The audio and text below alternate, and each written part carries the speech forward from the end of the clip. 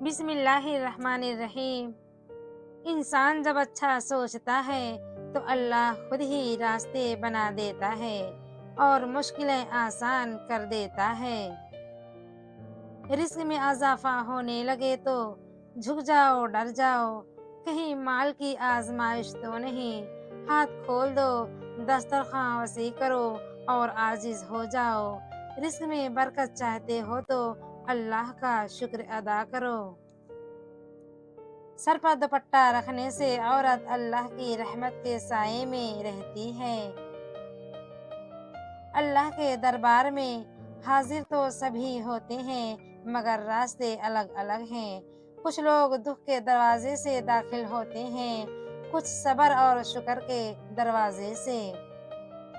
فجر کی نماز خود پر لازم کر لو، کیونکہ یہ شیطان کے خلاف دن میں تمہاری پہلی فتح ہے۔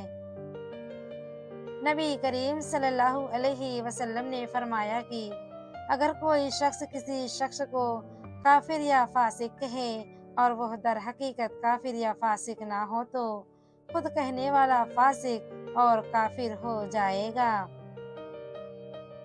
ہمیشہ ان لوگوں کو چنا کریں جن کو عزت دینے پہ وہ خود سے بڑھ کر آپ کو عزت دیں، اور یہی بہترین لوگوں کی نشانی ہے۔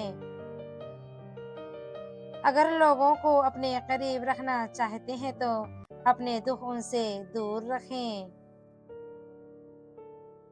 جہاں آپ کی قدر نہ ہو وہاں زیادہ ٹائم روک کر خود کی توہین نہ کریں، وہاں سے چپ چاپ اٹھ کر چلے جائیں، تنہا رہ لیں لیکن اپنا معیار نہ گرائیں۔